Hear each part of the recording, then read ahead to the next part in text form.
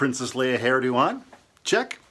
Hey everybody, I've been promising some demonstration videos and I am working on a demonstration piece of music, but something I came across was as I was developing a drum hit, specifically a snare drum hit, utilizing my Korg MS-20, I wasn't getting as much punch as I wanted. So I began messing with the initial gain. And I have found that the initial gain really helps give us a huge amount of punch out of any snare drum patch on the MS-20. My workflow is going to be develop the snare drum patch on the MS-20, right there, right? And then I'm going to go ahead and toss it up into my TR-8S and then be able to take that TR-8S Korg MS-20 patch and throw it into a piece of music. Today's demonstration will simply be how to get some serious punch out of an MS-20 drum hit. Let's get started. You like my ancient, well-worn, hand-tooled clipboard? Nice, huh? Anyway, as you guys know, I'm a big note taker with the MS-20. It's important to take good notes. That way you'll remember what you did. And when it comes time to wanting to use it again, you've got it available to you. Now here we have the patch coming from the, believe it or not, the external signal processor, and I'm going to go ahead and pump up the initial gain on the voltage control amplifier. That's what's going to give us this punch.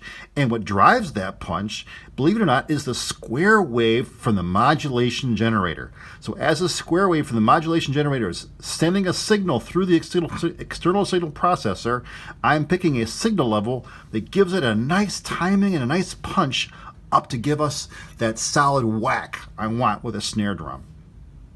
Couple other things going on here. Now I do have 3 doublers in this patch. One doubler here, one doubler here. I've got a doubler here as well. Now this doubler is taking the pink noise and the white noise. The white noise is going into the voltage control amplifier being controlled by the mod wheel.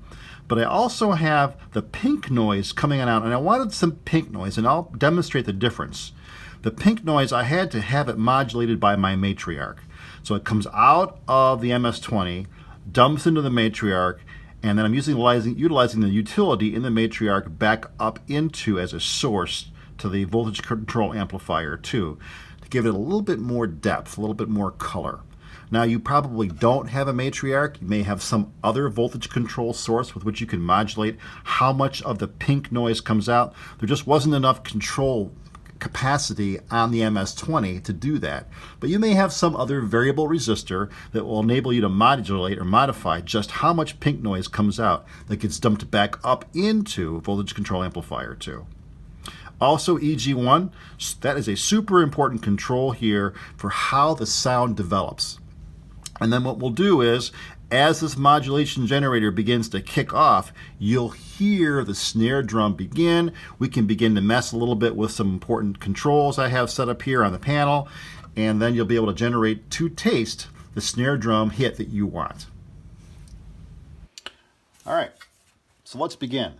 So the settings I have here right now with no patching at all gives us this. Not the most inspiring drum hit, but let's go ahead and start.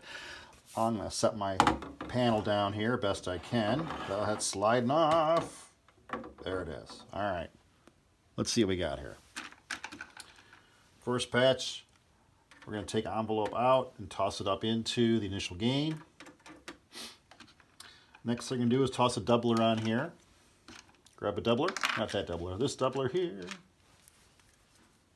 Doubler. And let's get this into the modulation generator. And we'll have it dump into the signal in. Oop, we heard a little something there. And into our trigger in.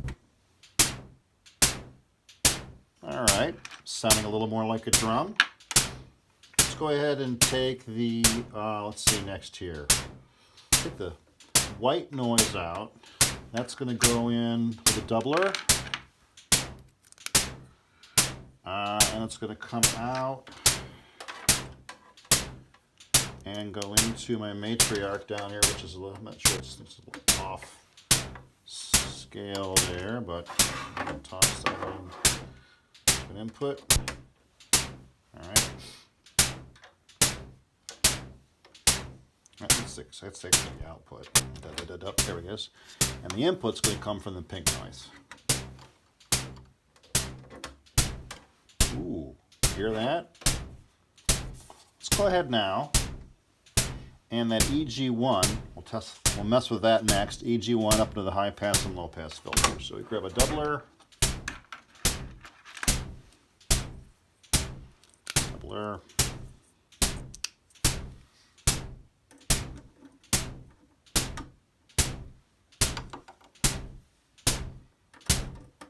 Pass. Low pass filters. And then let's get our VCA out into our signal in. Ooh, you're hearing that, aren't you? And then finally, let's go ahead and toss that mod wheel into our VCA2 control. All right, did I get everything? 4 across the top, 2 doublers, VCA control complete, signal out, white noise. All right, what we'll find here too is I can go ahead and punch. Ooh, nice. Ouch. And then I can begin to modify things here a little bit.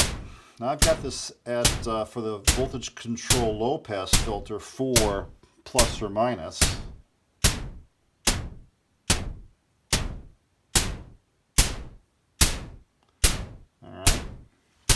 Hear that change. Peak, plus or minus, I'm at 1, but plus or minus a little bit. Little deadens it up a little bit, or sweetens it a little bit. All right, that's the peak.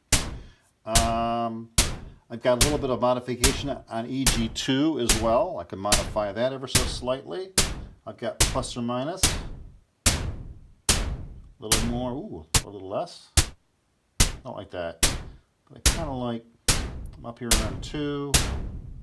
Ooh, yeah. Gonna bring that down a little bit.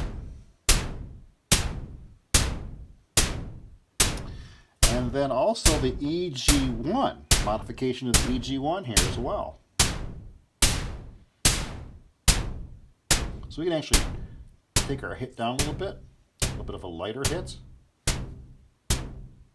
And notice you hear that tonal quality.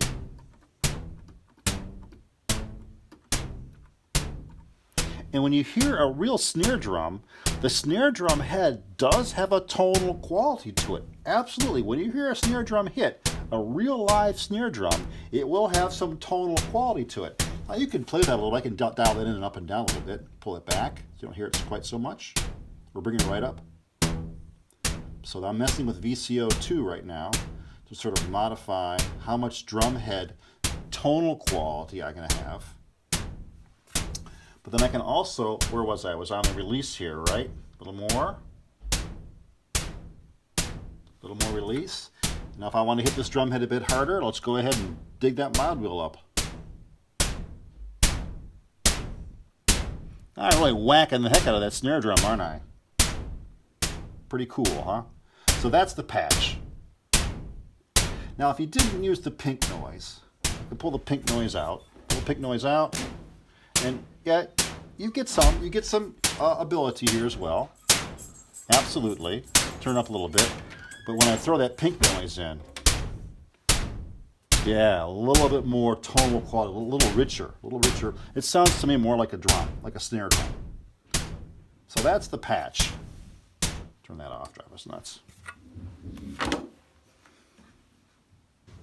So from here, my workflow is run a few different sample types from the settings I had on the setting sheet. We went through a little bit of those, a few of those. I will suck those into Ableton.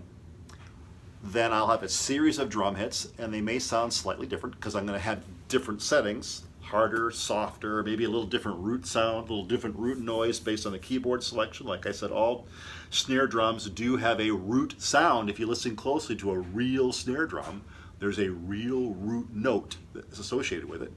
I might have a few different root notes I want. And then after I found the sample I like, I'll snip that sample, make it a wave file, and then dump it into my TR-8S, and that becomes an instrument in a kit for a pattern or a series of patterns that I'll run for my MS-20 emulated drum machine. The piece that's really kind of unique, I think, here is utilizing the initial gain.